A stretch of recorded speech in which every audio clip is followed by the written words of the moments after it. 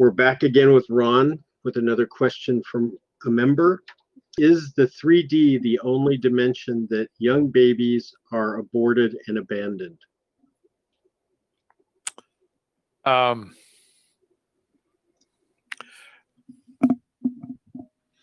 gonna say yes on that. I got a quick yes. It's 3D is where the babies are born. In the higher dimensions, there's higher vibrations and development. See, we come into physicality for an experience. What happens here in third dimension is does not happen in other locations, in other parts of us. So we come into third dimension. We're born into a baby and male and female, and that's the pattern of life. That's participation in the expansion of our species. Okay, so if we go into a higher dimensions, the babies don't need to be born, and it's okay. Third dimension is something that is so totally different than what we live in normally. Here, everything happens really slow. We are creators, but the creation is something that takes a long time. We have things in our lives that are very quick. Put your hand on the hot plate on the stove, and you're going to have an immediate reaction. It's going to burn you. A lot of other stuff that we make our minds up about, we just have to wait and see how that works out. And that's part of what third dimension is. It extends out. It's not where it's immediate. In the other realms, it is immediate, or can be immediate, depending on how high you go. And there's no limitations to the actual spirit, the person. A soul extension is an individual who's on the earth at the present time. Of course, could be anywhere else. Now, I have I'm an old soul, and so I have a lot of fractals, if you want to call them, of me in different locations. And I just give a portion of my consciousness to that location, and it has its own experience. And that's the same way with other people. But older souls have more of that, and younger souls are just getting involved in it.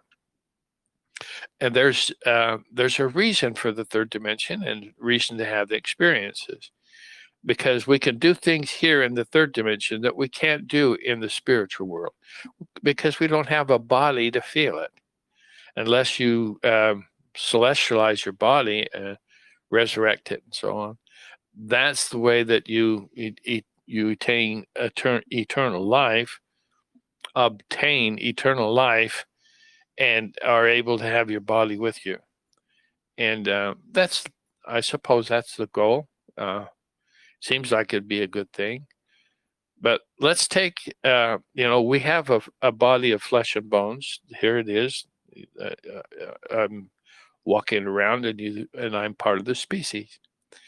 Well, as you get into the higher realms, the creation that you do can take very, very long periods of time.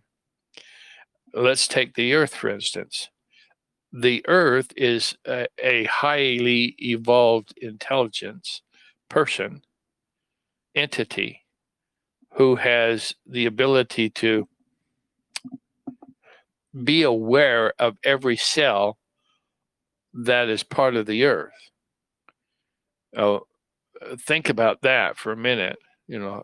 I don't have awareness of the cell over here in my elbow. I have no awareness of it. It's just there. It's doing its thing.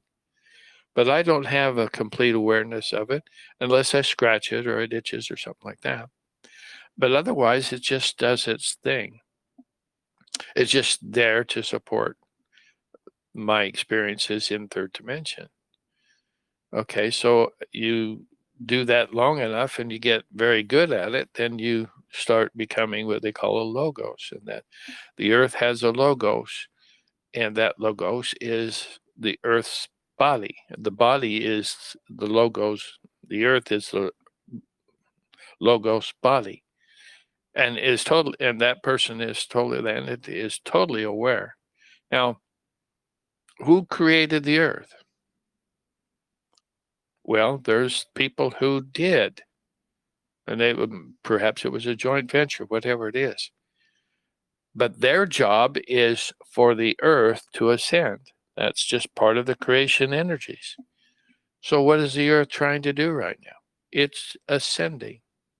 It's going into the fifth dimension, and it wants to take us with it. Now, no place else in the universe has that taken place before. And so that's why we have all of these aliens or ships and that sort of stuff that are in our galaxy, and they're cloaked so we don't see them. And they're far enough out, they're huge, and they're far enough out that they don't cause any matter problems. But they're here observing how we're doing this and how the earth is doing it as well. That's what's going on right now. There's a lot of opposition to that, and that's why we're in a war between evil and good. And a lot of the things that we're going through now are a waiting period until it's safe for us to have, like Loved One Society, safe to have our money.